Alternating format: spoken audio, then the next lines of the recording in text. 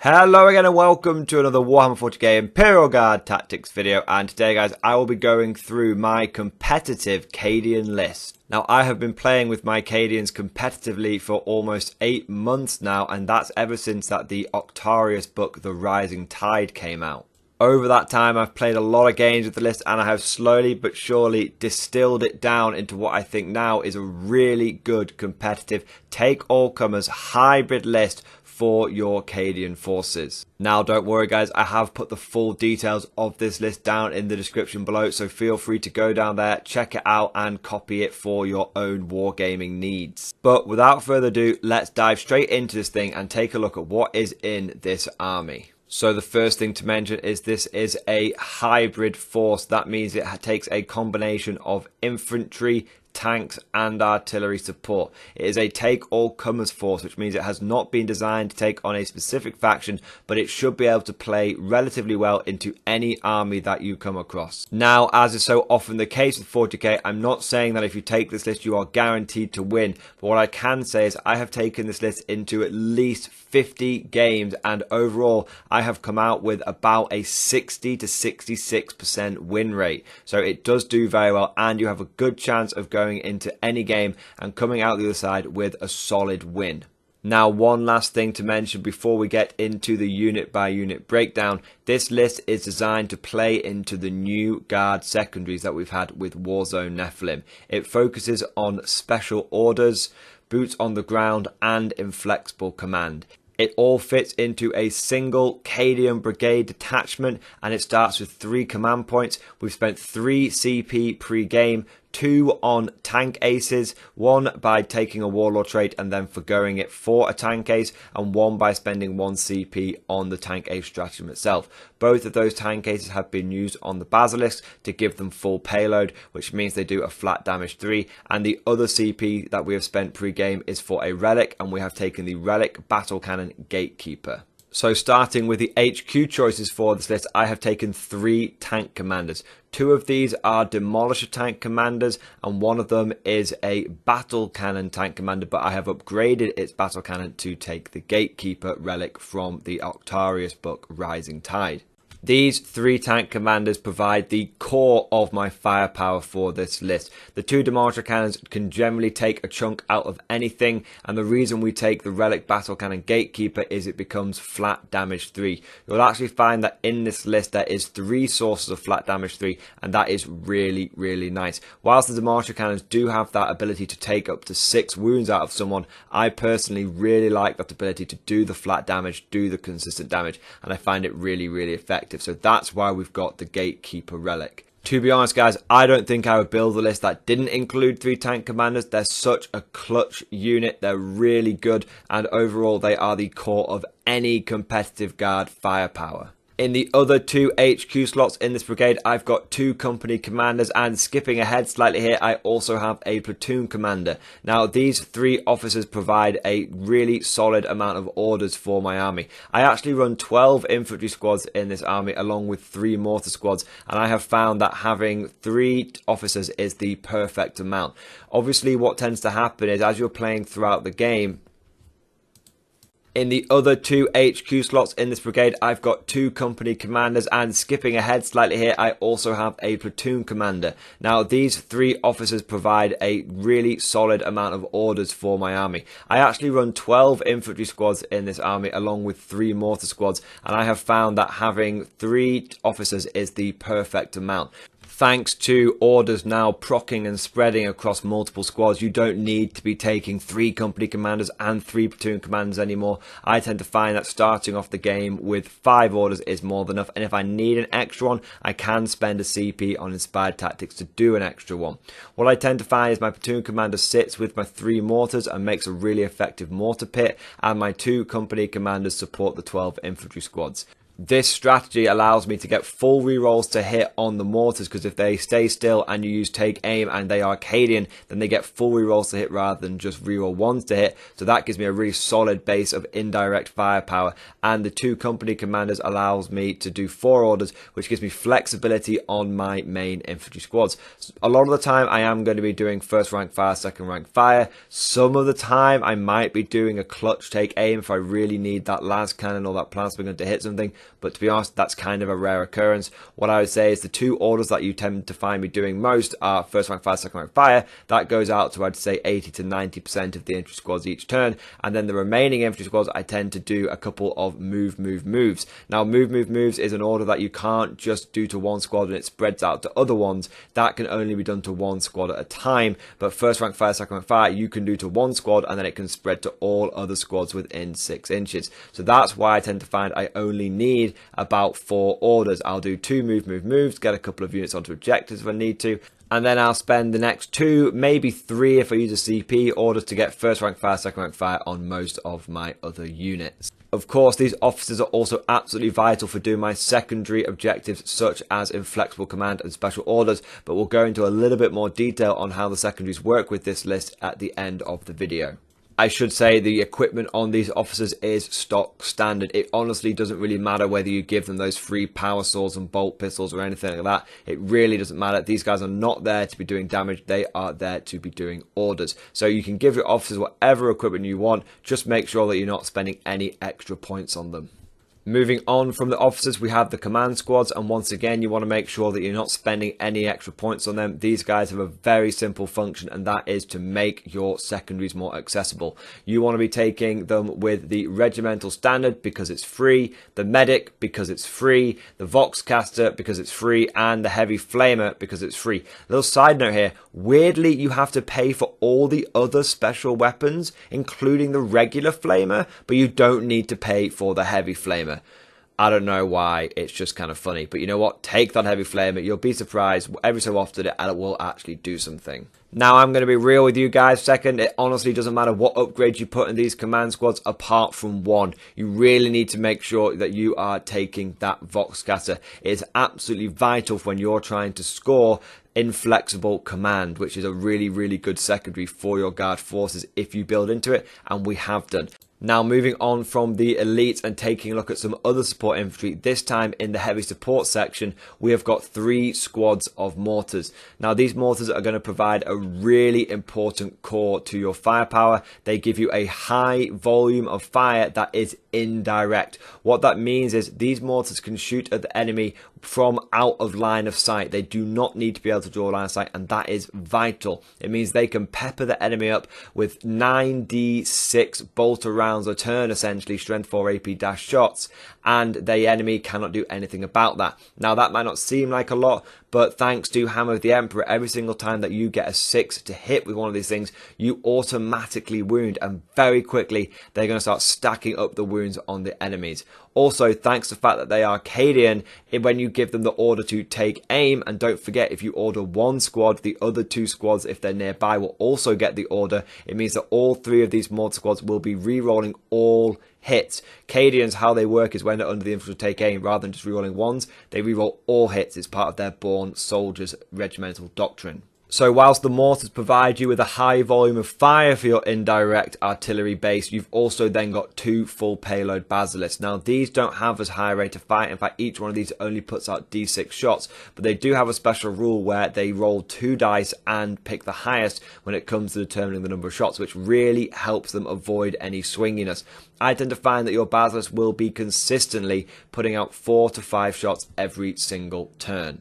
Now, what these lack in volume of fire, they make up with pure punch. You see, each one of these basilisks is strength 9, which means it's going to be wounding anything in the game on, at worst, a 3+, and often you'll be finding it wounding enemy infantry on a 2+. It's AP 3, which is really important thanks to the fact that we are in an Armour of Contempt meta. I guarantee you, every single time you go to a tournament, you are going to encounter a powered armoured faction, you are going to encounter Armed Contempt, and you are going to be grateful that you chose to take Basilisks over Manticores. They have AP -3. They are going to cut through those Marines even when they are in cover. Trust me, there's a big difference between a Marine just sitting there going, oh, I reduced the AP by 1 and I'm in cover, yeah, my flat save, to you actually knocking a pip of armour off them. It means that Terminators go from a 2+ down to a 3+. It means that regular Marines go down from a 3+ to a 4+. It does make a big difference. I know there are some people that are still very much on the Manticore train and will say they'd rather have the volume of fire, but that is why we've got the mortars. The mortars do the volume of fire, the Basilisks do the sniping fire. That's how it works.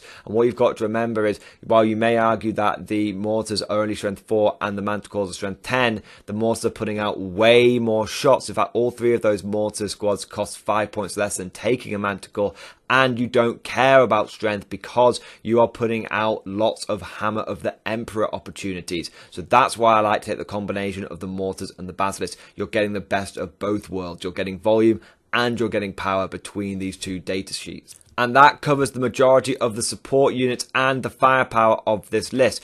You have got 3 tank commanders, 2 Basilisks and 9 mortars. That is a hell of a lot of firepower. Much of it is indirect, so the enemy won't be able to hide from it. And the tank commanders provide you some absolutely fantastic direct punch. No one wants to get hit by a Demolisher cannon, and no one wants to get hit by a flat damage 3 battle cannon. So overall, this has got a lot of firepower, but firepower is not the only thing that will win you games. You need to be able to play objectives, both primary and secondary, and that's where the infantry corps comes in. Now, I have maxed out all 12 infantry slots in this brigade, and I have taken 12 infantry squads. I used to say that you wanted to take about 100 infantry. I have found as the lethality has crept up in 9th edition and as secondary objectives have become a little bit more nuanced, you tend to find that you need a little bit more than 100 infantry, and I have found about 120 is the sweet spot between firepower and bodies on the ground. This amount of infantry is going to provide you with at least 3 turns worth of screening, which is very important. I tend to find if you take less than 100 infantry, your screen will evaporate within 1 to 2 turns, and then your tanks are going to start getting tied up. By taking 120 infantry, you can survive those first 2 turns, and then your tanks should turn the tide by turn 3, and your remaining infantry can really focus on the objective game and really focus on scoring you points. So that's why I have found that taking 120 infantry is so vital. Any less than that and you don't have enough screening, any more than that and you tend to start struggling with the amount of firepower that you need to put out. Now, I'll be honest with you guys, it really doesn't matter what weapons you give these infantry squads. All infantry squad upgrades are free anyway. I tend to lean towards heavy bolter and plasma gun, and I tend to put a plasma pistol and a power sword on my sergeant because why not? But I'll be totally honest, these guys, their firepower, it's just supplementary. It's nice. Maybe they'll kill a Guardian that stood on an objective. Maybe they'll beat the crap out of that lone termagun. It doesn't really matter. At the end of the day, the firepower from this list is coming from those tank commanders and from those indirect fire support units. These guys are really there to focus on the primary game and on the secondary game. The one upgrade you absolutely need to take in every single one of these squads, and it is free, so you should be taking it, is a Voxcaster. I don't care if you make everyone else bare bones for some weird reason you've got against taking free upgrades, you need to take that Voxcaster. It's absolutely vital. It allows you to keep scoring boots on the ground and keep scoring a flexible command. It's just really, really important. We'll get into the secondaries in a lot more detail in a moment, but just trust me, if the one thing you take away from this part of the army review is you need 120 infantry for screening and for playing objectives, and you need Voxcasters in order to be able to do the secondary objectives. Now, the last part of the list that we need to talk about is the 3 Sentinels. Now, I'm going to be real with you. These Sentinels are kind of a tax unit, okay? You're taking them so that you can fill out the brigade. You're taking them so that you can save command points so you can feed that into your Cadian stratagems later in the game. However, these Sentinels do have a little bit of tactical flexibility and they can add some nice firepower to your list. At the end of the day, how I would run these is as Scout Sentinels with Lascannons, and the reason I would do that is very simple. Scout Sentinels have the ability to do a pre-game move, which Armoured Sentinels don't have the ability to do. This pre-game move allows you to counter certain armies that have the ability to get a turn 1 teleport or deep strike on you. For example, Thousand Suns and Grey Knights. And if you can push these guys back, it really, really helps. However, there are matchups where a turn 1 deep strike just isn't a thing. It's just not something the enemy army can do. And in that case, you don't really care about your scout sentinels pre-game move. All you'd be doing by pre-game moving them is potentially giving up some bring it down points or allowing your opponent through assault army to charge your sentinels and catapult themselves up the board. And this is why we give them the Lascannons, because there are going to be those games where you just want these guys sat at the back, not giving away points and just having a good time. And well, you might as well give them the biggest gun they can get because it's free now. It's just like the infantry squads, sentinel weapons are free. So you give them those Lascannons, they sit at the back, they're a low priority target for a lot of opponents. They're really going to be focusing on those tank commanders first, and your sentinels just get to pop off 3 Lascannon shots a turn. So that's why I take them as scout sentinels, and that's why I give them Lascannons instead of things like heavy flamers. So that covers all the units in the list. Now let's take a look at the game plan and the secondaries for this army. So the secondary objectives you're going to want to take for this list are boots on the ground, inflexible command, and special orders. Boots on the ground is a really simple secondary. For each table quarter that you have an infantry squad in, you gain 1 victory point, but you can't score it on the first turn. This is why we've got so many infantry squads. We're going to need to be doing a couple of moves a turn to get our infantry into our opponent's table quarters and to get those extra boots on the ground points. You really need to be scoring at least 3 boots on the ground every single turn in order to be able to get 12 points, which is more than 10, and any secondary objective you can get 10 or more points on is a good one to pick. The next secondary that you're going to want to take is inflexible command, and how this works is if all of your vehicles are within 12 inches of a vehicle officer, in this case the tank commanders, then you will gain a victory point. If you kill a unit whilst under the influence of an order, you will gain a victory point. And if all of your infantry are within 6 inches of an infantry officer, you will gain 2 victory points. However, if you have an infantry officer next to a command squad which has a Voxcaster, then it's any infantry that are within 24 inches as long as they also have a Voxcaster. So now you see why we take those command squads and why we take Voxcasters and everything. It means that we can still score our flexible command points and be shooting squads all over the place to get boots on the ground points. That's also why we have the 2 different kinds of tank commander, the short range bruiser ones that can potentially keep up with the scout sentinels if they need to, and the long range battle cannon one that can sit alongside the basilisk and provide that long range fire support. So that allows you to get 3 points every single turn, and realistically you should be able to get that 4th point from killing something whilst under the influence of an order, because those tank commanders are going to be ordering themselves, and as we said, we've got enough infantry orders to go around that all of them should be getting 1st rank fire, 2nd rank fire. There should be no reason why you're not killing an enemy unit whilst under the influence of an order with this list. And now let's talk about special orders. This is a secondary where you have to control an objective that is not in your deployment zone or your opponent's deployment zone, essentially one that is in no man's land, and you have to have an officer within 12 inches of the squad that's going to attempt to do the action. You do the action and it completes at the end of your turn, and you get some victory points each time you do it. Now you can only do this action on each no man's land objective once, so you can't just sit on the same objective doing the same action over and over again. That means that over the course of the game you are going to need to get onto at least 3 objectives in no man's land. You see, if you do this objective once, you get 2 points. If you do it twice, you get 5 points, and if you do it 3 times, you get 10 points. Now, I know some people are going to be saying, wouldn't you be better taking retrieve Nephilim data? And in my opinion, I don't think you would be. If you look at the way Nephilim data works, you do it once, you get no points. If you do it twice, you get 4 points. And if you do it 3 times, you get 8 points. If you do it 4 times, you do manage to get 12 points, to be fair. But with special orders, if you do it 4 times, you get 15 points. My point is here, you always get more points for doing special orders. You do it once, you get 2 points. With data, you get 0. You do it twice, you get 5. With data, you get 4. You do it 3 times, you get 10. With data, you only get 8. You do it 4 times, you get 15 points. With data, you only get 12. Another thing to consider is that it is incredibly easy for your opponent to screen you out and stop you from getting that 4th Nephilim data point. I have found so many games where people have taken Nephilim and they've gone, well, I should be able to get 8 points for it, and then they don't even get 8 points for it. They only get 4 because their opponent just screens them out really, really well. So I do not like taking Nephilim data for that reason. Your opponent can counter it quite hard. I know some people will say, but what about people controlling the prime objectives? If you don't control it, you won't be able to do the action. That is true, but the objective doesn't need to be completely clear of enemy models. You just need to be controlling it. Now, that's why we're bringing so many OBSEC bodies, okay? It means that we should be able to control the objective and do the action in the same turn and complete it by the end of our turn. And don't forget, guys, you're doing this action on primary objectives. You're going to want to be fighting over primary objectives anyway in order to get primary points in your turn. So that's why I think Special Orders is quite good. It feeds into your secondary game and you're going to be doing it anyway because of your primary game. But that covers everything for today. I hope you have enjoyed the video. If you have, please consider giving it a like and a subscribe. And if you've got any feedback or your own thoughts, or you've been running a particular list that you have found has worked, then please let me know down in the comment section below.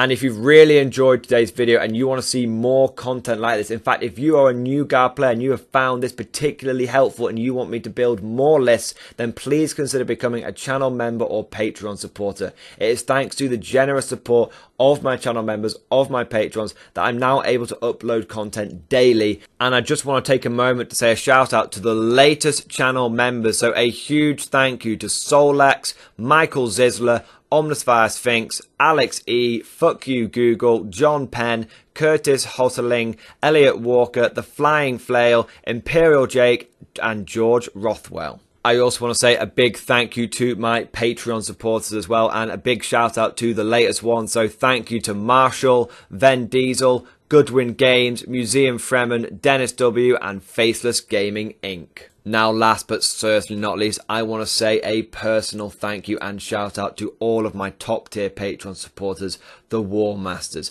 These are the people that have truly gone above and beyond the call of duty when it comes to supporting my channel. So I want a big thank you and an 07 down in the comment section, boys, for Navy Veteran, Philip French, Ross Miller, Alex Dengal, John Stubbs, Nicholas Walsh, Swordfish Trombone, Diesel Fox, Tom Sutton, and August Varney. Thank you, guys. I really appreciate your ongoing support. I hope you enjoyed today's video. Thank you for watching, and as always, I'll see you guys next time.